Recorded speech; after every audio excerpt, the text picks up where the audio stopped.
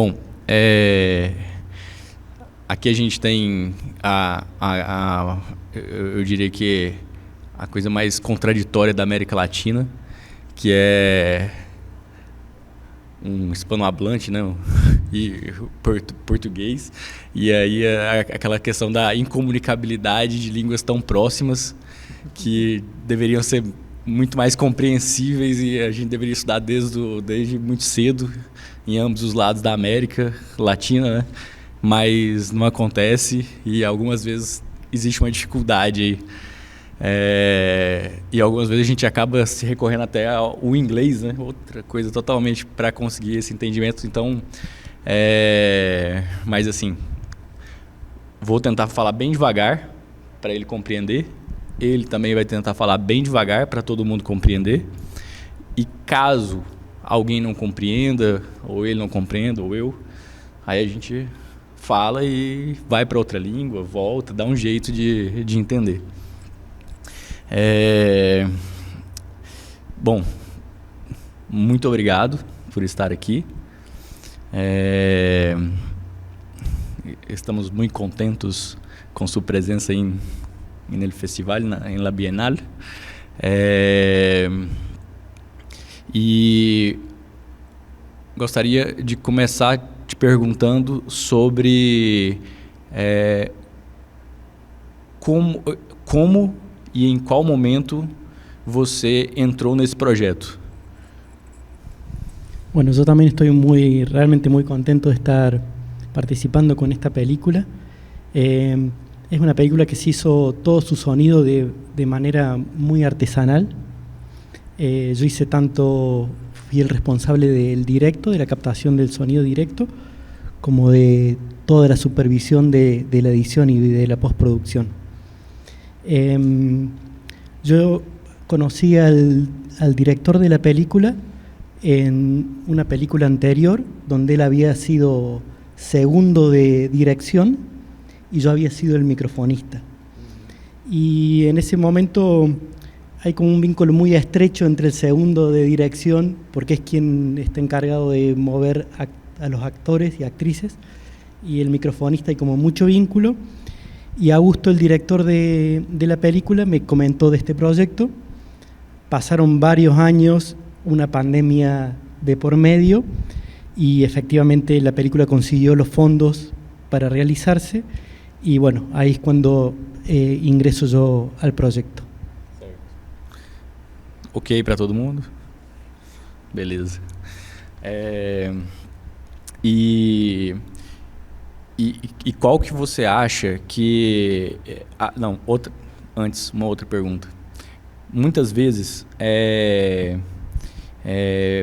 projetos, né, filmes que tem essa característica fantástica, reservam uma parte maior do orçamento para o som. Já se pensa mais no som do que em uma obra que talvez não tenha um drama padrão. Foi o caso, nesse caso aqui, e talvez até pela sua relação com o diretor já de antes, por começarem a pensar o som, talvez discutirem, já teve uma reserva mais próxima do ideal para toda essa parte de som, ou também não? Como que funcionou?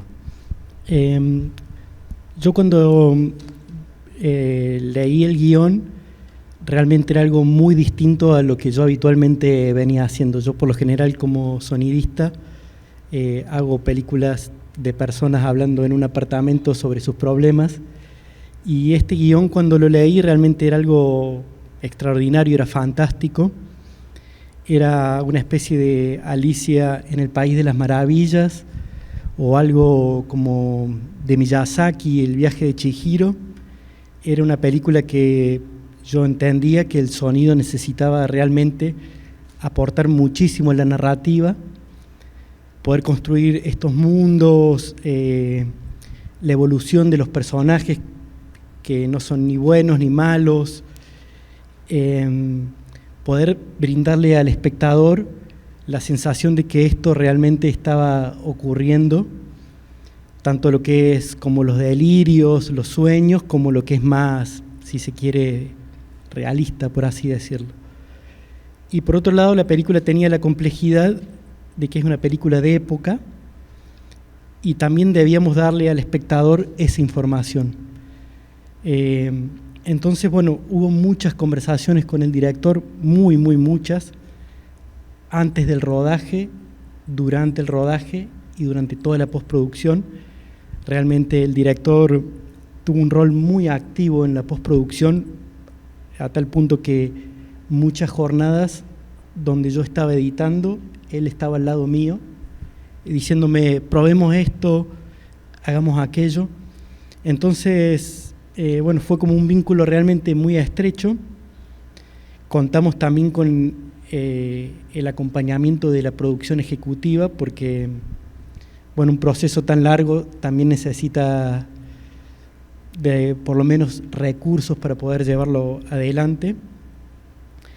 Y incluso una vez que la película estuvo montada, hicimos un primer viaje con el director, su enamorada, su novia, el productor ejecutivo. Volvimos a la locación donde se filmó la película y ahí hicimos como unas primeras grabaciones de elementos que yo consideraba que no íbamos a poder reconstruir en un estudio, es decir, cosas con mucho nivel de presión sonora, gritos, hachazos, latigazos, los caballos, la corrida de los caballos. Hicimos como varias jornadas de grabación de eso y posteriormente volvimos a la isla de edición, empezamos a probar ese material. Um parêntese, isso foi só para regravar sons? Solo para regrabar sonidos, sí. Volví yo a la isla de edición y me encontré con que todavía me faltaban cosas y volví yo solo a la misma locación y ahí empecé a grabar ya cosas de mucho más bajo nivel de presión sonora, ramitas crujiendo, la grasa de cuando están los pelados comiendo, como yo emulando pájaros, todas las aves que suenan una vez que Venancio sale de la madriguera, soy yo haciendo. Y bueno, fue un proceso realmente que conté con mucho el apoyo del director. Hubo realmente una ida y vuelta muy enriquecedora en ese sentido.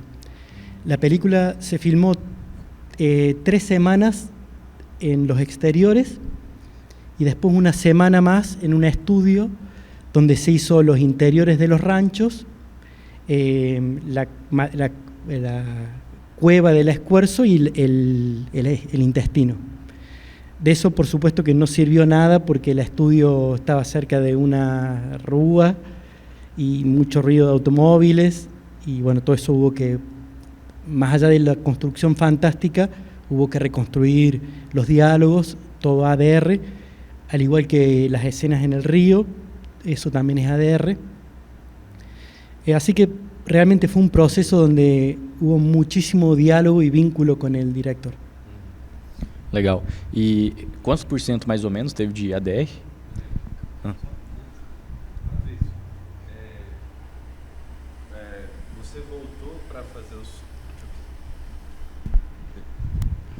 Você voltou para fazer os sons depois que o corte já estava pronto ou durante a montagem? No, una vez que ya estuvo el corte definitivo o aproximado, ahí es donde fuimos una primera vez un grupo de personas a hacer esta captura de sonidos y después viajé yo solo a la montaña a grabar, bueno, lo que consideraba yo que la película continuaba necesitando para ser contada. Con respecto al porcentaje de ADR, los interiores del rancho, las escenas del río y la escena que él está con el cura, eso también, ese día había un viento infernal y el director quería que ellos hablaran muy bajito. Y entonces de eso no quedó nada, o sea, no servía realmente y ese actor es español, así que bueno, me enviaron el ADR desde España. Legal. E quanto tempo, mais ou menos, que foi quanto tempo de... Porque você fez o som direto também. Sí. Então, quanto tempo vocês tiveram de set? E quanto tempo que foi de pós-produção? En el set se hicieron 3 semanas en la locación en esta montaña y después una semana en el estudio. Y después de postproducción aproximadamente fueron 3 meses, 4, sin contar el proceso de mezcla, que mezclamos 2 semanas ya en Buenos Aires. E nesse tempo de pós-produção já tá a montagem ou não? Foi depois isso é depois da montagem, pós-produção só de som, isso? No, una vez que la película ya estuvo montada, ahí... Aí foram 4 meses. Sí. Ok.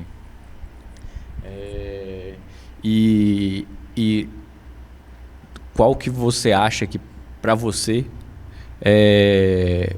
o que foi mais interessante para você nesse trabalho, assim, fora o que você já falou da relação dessas idas e voltas com a direção e tal, mas assim, do seu ponto de vista criativo, o que foi mais interessante para você e o que foi mais desafiador em todo o proceso?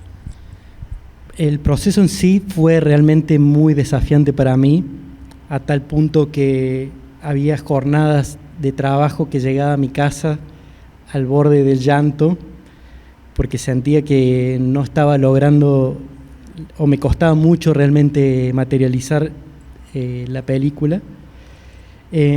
Así que fue realmente todo muy desafiante. Me sorprendí bastante con el resultado de la Foley. Fue realmente, ahí es como que se empezó a sentir que la película iba realmente a poder materializarse, que fue un proceso que se hizo en Buenos Aires, en un estudio que se llama Zanca. Por esto que yo decía que la película necesitaba realmente poder construir la época, los props, las ropas, esos baldes que golpean, las arrastradas de las sillas, las texturas, como que hasta que no recibí el material y no lo puse en la sesión de Pro Tools, era como que tenía muchísimas dudas. Lo mismo ocurría con el sapo, sus movimientos, sus parpadeos. Hasta que no recibí ese material, como que no tenía idea de cómo iba a quedar la película. Después todo lo que es las vocalizaciones del sapo, sus sonidos guturales, eso surge de un registro de un cerdo, un chancho, por un lado. Por otro lado son procesos de síntesis analógica, tomando como materia prima sonidos reales del sapo. Y después, bueno, las cuestiones más, sus sonidos cuando es apuñalado, ahí hay como una mezcla varia de elementos. Você chegou aí a Buenos Aires para acompanhar a produção dos Foleys em algum momento ou não? No, hice yo unas marcaciones muy precisas, tags, en toda la sesión. Y eso se envió a Buenos Aires y bueno, hubo algunas idas y vueltas hasta que más o menos logramos el resultado. Por ejemplo, en la escena del mercado, realmente eso se filmó con muy pocos figurantes, había realmente muy pocas personas y bueno, ahí como que necesitamos mucho de la Foley, construir todo lo que estaba fuera de campo y bueno, el estudio Foley hizo un trabajo realmente muy brillante, o bueno, para mí es realmente muy bueno. Legal. Pessoal, quem quiser perguntar, manda ver.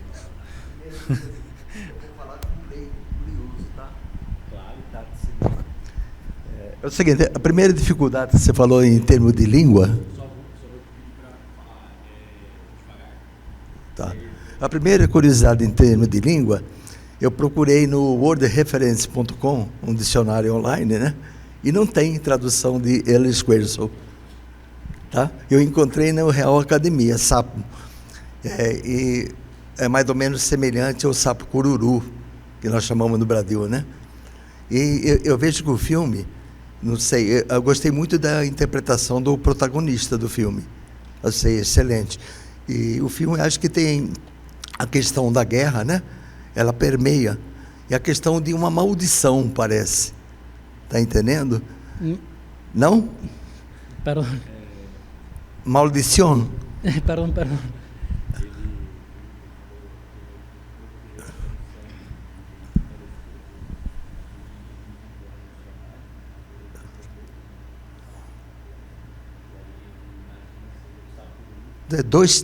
Para mim, são dois fios condutores no filme, no roteiro, né?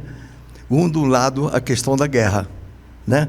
Que tem arregimentando os jovens, né, para servir, né? Tá? A outra questão é a questão da maldição do sapo, né? Entendeu? Sim.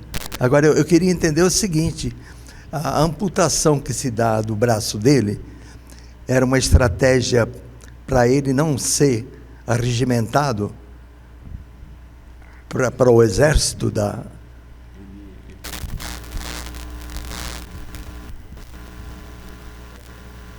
Graças.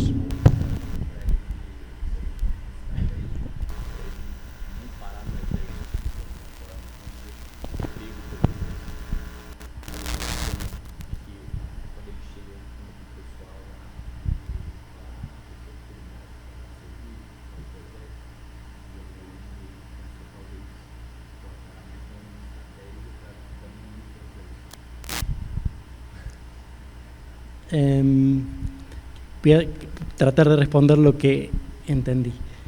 Con respecto a la guerra, creo que había una pregunta ahí. Yo siempre traté de... Para mí es una guerra muy dolorosa la guerra del Paraguay. Es una guerra que nos debería avergonzar a todos. Y traté de ir construyendo desde el sonido una metáfora entre el sapo y la guerra, fagocitando, comiéndose, devorando la vida de las personas injustamente, y poner mi mirada política respecto a ese acontecimiento histórico. Con respecto a la amputación de la mano, no entendí la... Because he thought that it was for not going to the army, but I think it's more related with the relation with the drugs and this psychedelic poison or something like this. But I think that it's more about not wanting to go to the army. No,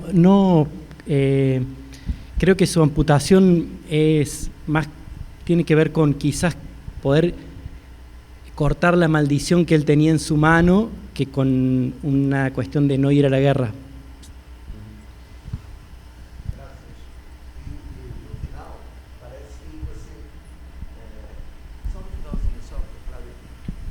Parece que você, na conclusão, tem aquela saga, né, da volta para casa, né, no final, comparando mal ou bem, né, lembra um pouco de Ulisses e Penélope, né, toda a trajetória do protagonista, né, que acaba com a volta dele para casa.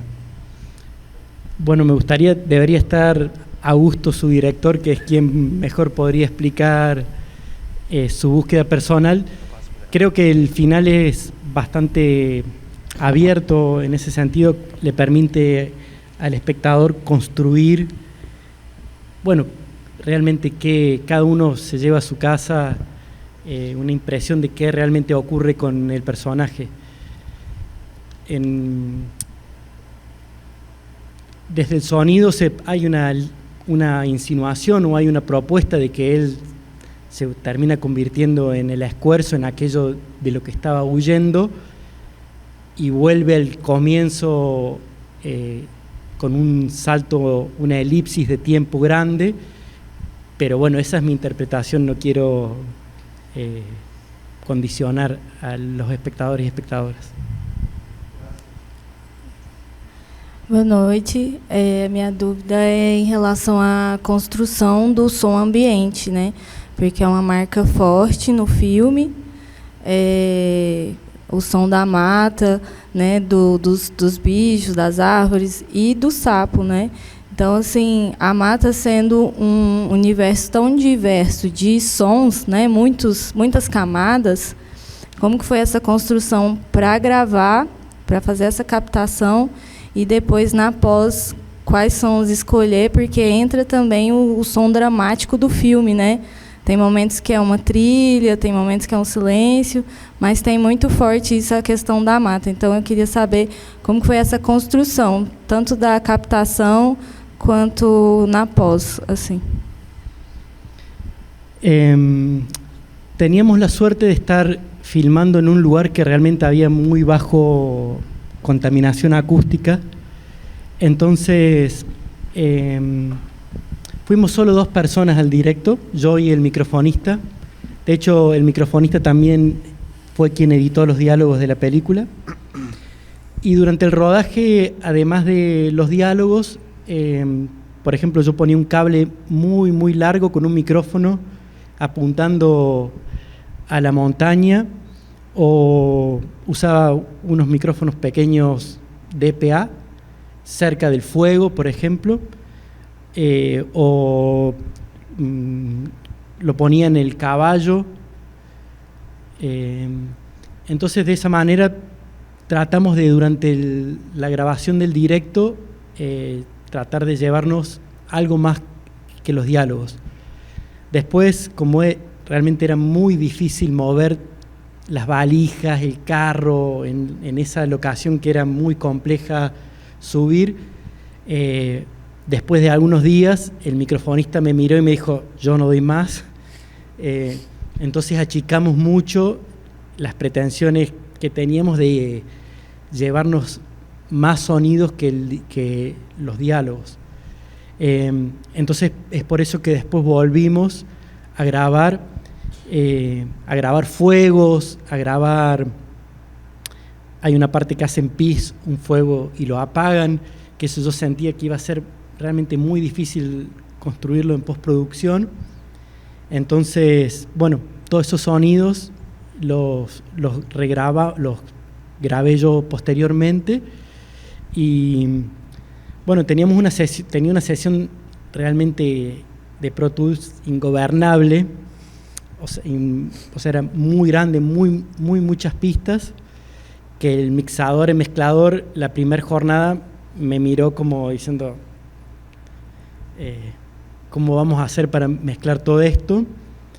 Después de la primera jornada me quedé yo reacomodándole todo a él para ayudarlo, que no le sea tan complejo.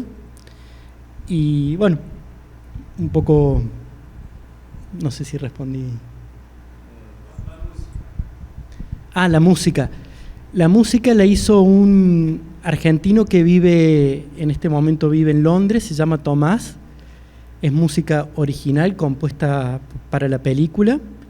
Yo creo que hizo un trabajo que realmente me gustó mucho. Usó algunos instrumentos muy extraños con unas cuerdas con cuerdas hechas de tripa de animal, instrumentos medios como antiguos, y la hizo realmente en un tiempo muy eficiente, y fue él muy generoso al brindarme a mí la posibilidad también de editar y de poner pequeños como gestos sonoros donde yo y el director sintiéramos que hacían falta.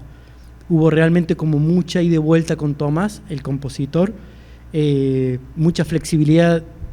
Por lo general hay veces que eso no se da, que el compositor es muy estricto con dónde quiere que esté la música y y no admite cambios, y en este caso hubo un diálogo muy generoso con él, donde probábamos esto acá, yo le enviaba el material, él me decía está bien o no, hasta lograr, bueno, la ubicación en la línea de tiempo de toda la banda, de toda la música.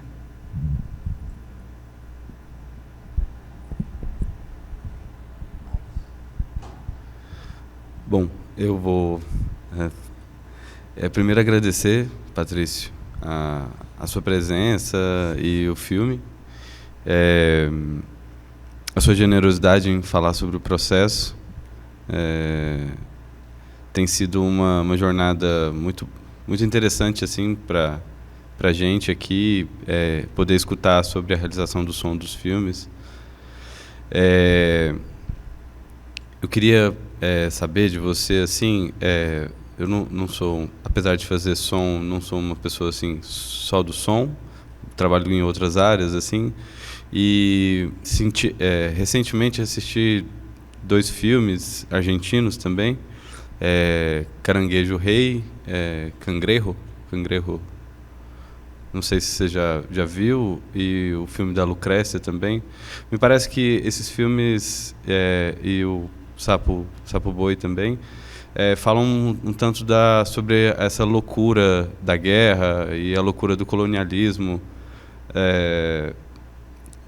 O Caranguejo Rei tem muito disso, e o Sapo Boi também, assim, queria saber de você e do diretor, assim, como vocês pensaram essa questão o som da loucura, assim, pensando essa alucinação também da guerra y dos personajes.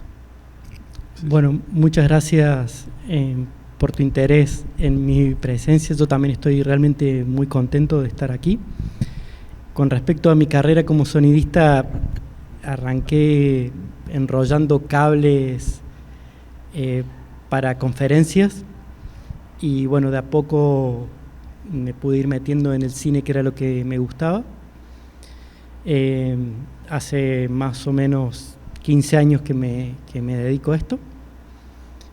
No sé si me voy a poder seguir dedicando, porque realmente las condiciones en nuestro país han cambiado drásticamente con este gobierno que tenemos, que será para discutir en otro momento.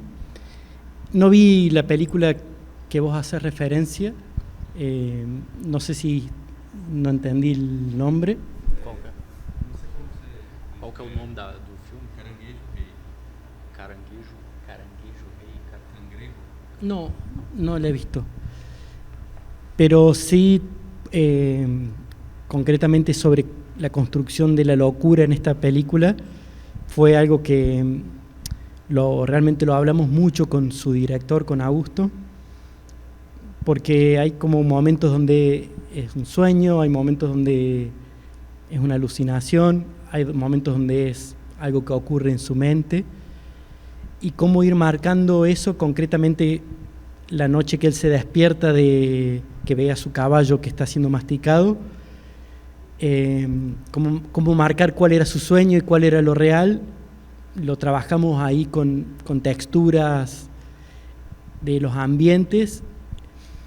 Otra cosa también que tiene que ver con la grabación del sonido de la película.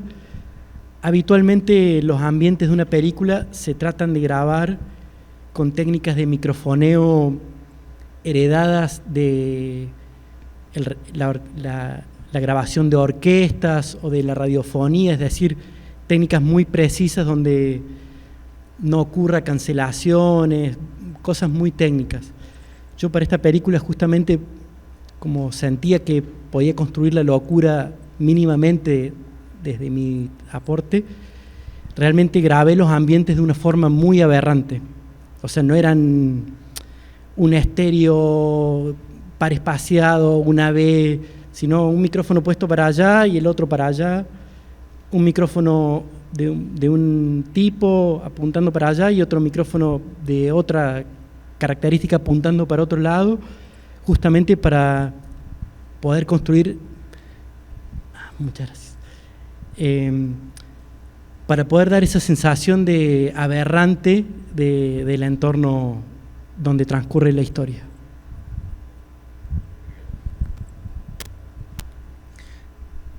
Questões? Curiosidades aí? Oi.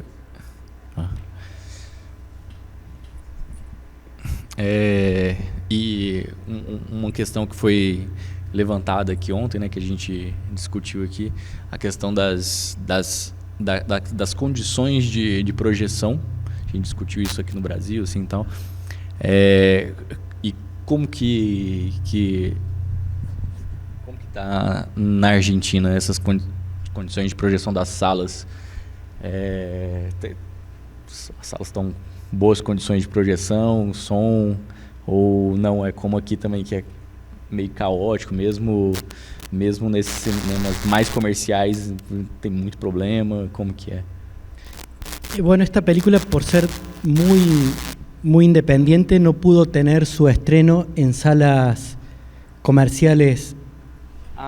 Não, mas eu não falo especificamente dessa película, desse filme. Digo, no geral, as condições de projeção na Argentina, que você já teve. Bueno, yo vivo en Córdoba, que es una ciudad, no es la capital del país, y realmente las condiciones de nuestras salas son desastrosas. Muy desastrosas. Tanto a nivel de calibración de las salas como de la potencia de las lámparas.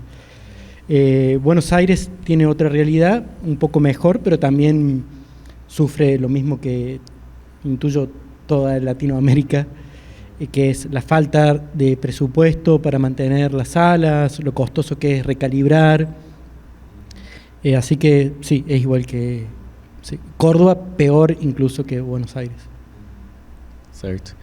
Perdón, Argentina tiene una asociación de sonidistas audiovisuales y siempre hay como un interés de parte de los socios de ver de qué manera podemos, contribuir a los dueños de las salas a, por lo menos, desde ayudarlos a calibrar, pero bueno, es como un proyecto realmente faraónico, por así decirlo. Legal. Legal não, né? Desastroso. Por decirte, volviendo puntualmente a esta película, no se estrenó en salas comerciales, se estrenó en Córdoba en un cineclub que no tiene la pantalla perforada, es decir, así que bueno, así estrenamos la película. Entendi.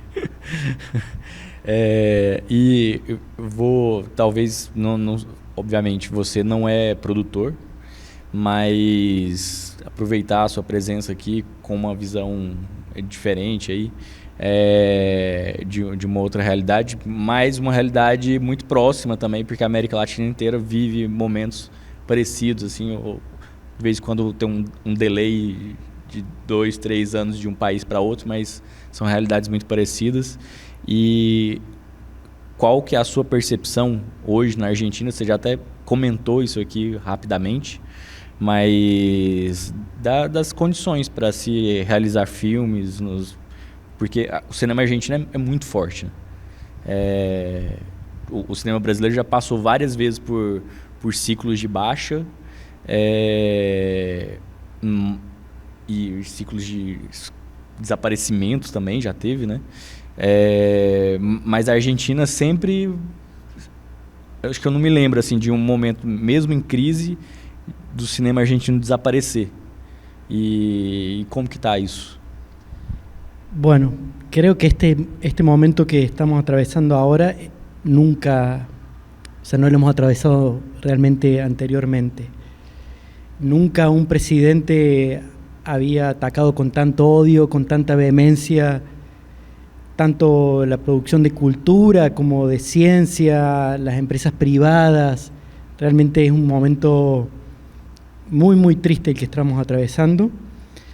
Y concretamente hoy nuestro Instituto de Cine se encuentra completamente paralizado.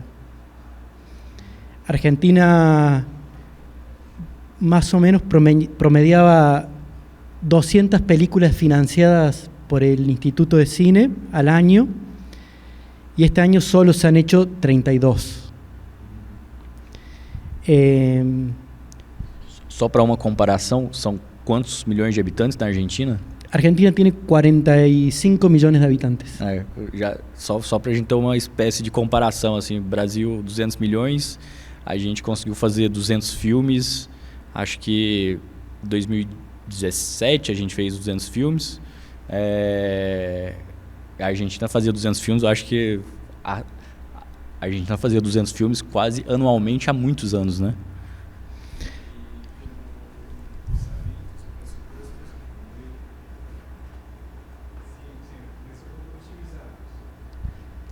Sí,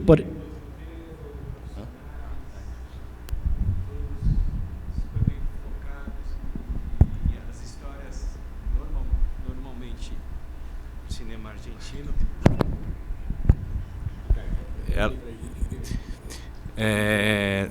normalmente com orçamento menores e as histórias muito bem contadas, porque tem um apuro técnico e estético, e que foi muito referência para a gente aqui no Brasil, principalmente em 2010, entre 2010 e 2015, acho que no início do século, do anos 2000, né?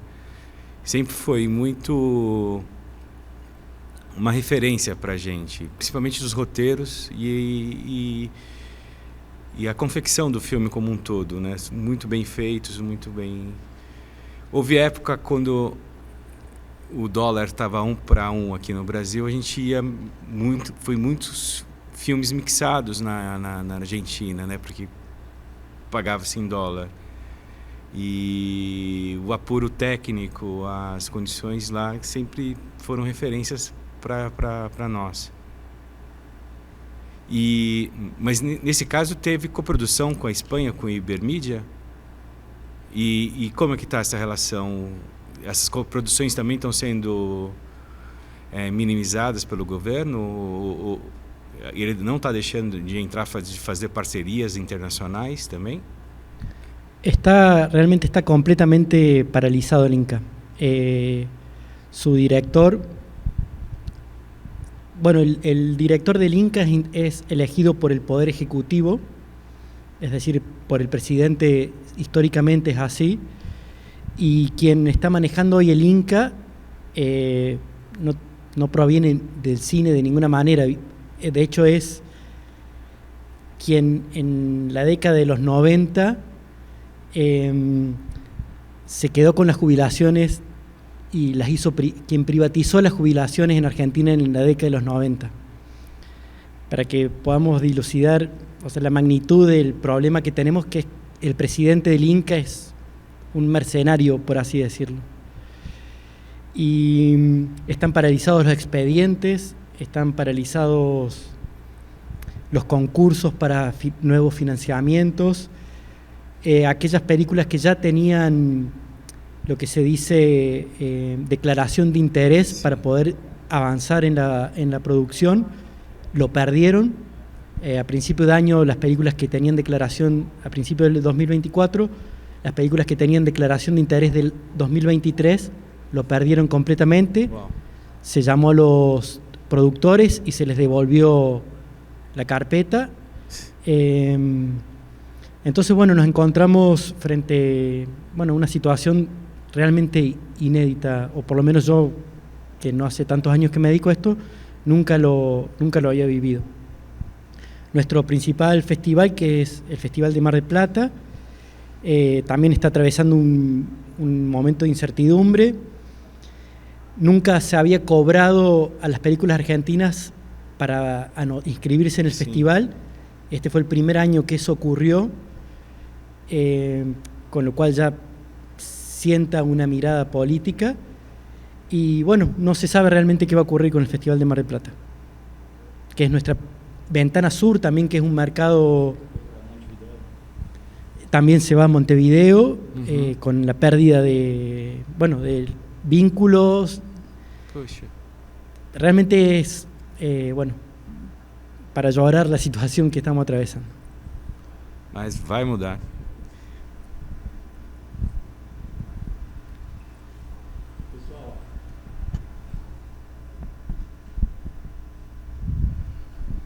Pessoal, se tiver mais alguma pergunta, uma última pergunta se tiver, senão a gente já está estourando o tempo aqui também para a próxima sessão, já está na hora, não está?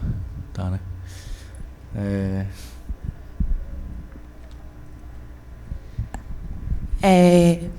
Eu sou completamente leiga no assunto som, mas eu costumo fazer direção de foto e a gente percebe nesse filme que a Mata é praticamente um personagem, né? Ela muda conforme o psicológico do personagem também.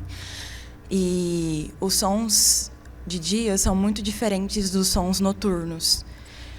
Eu queria saber como que foi a curadoria, a capturação para essa ambientação dos sons noturnos e dos sons diurnos. Porque, por exemplo, tem espécies de pássaros que não cantam na noite. E isso também traz um aspecto de psicose, de loucura para o próprio personaje. Con respecto a la construcción del día-noche, las noches, salvo las noches donde él se encuentra con los dos cuatreros, eso es una noche real, y la noche donde está en el fogón, que canta el payador también, pero la noche donde la madre lo estaquea, eso fue noche americana. Yo por criterio no quería usar grillos para construir el día y la noche, entonces un poco lo que se trató de hacer es dejar los vientos, esos sonidos, y no incluir pájaros para poder diferenciarla, porque no me gusta, realmente ahí en ese lugar no hay tanto, y más en la época del año, no había grillos y no quería caer en el cliché, por así decirlo, de poner noche grillos. Quería tratar de construir otro tipo de noche.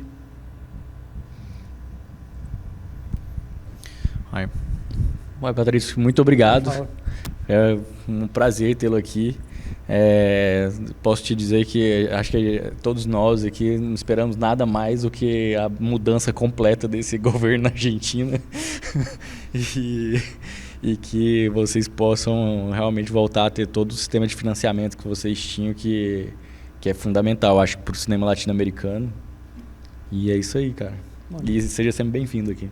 Muchísimas gracias. Muchas gracias a todos por quedarse y escuchar. Obrigado a todos também.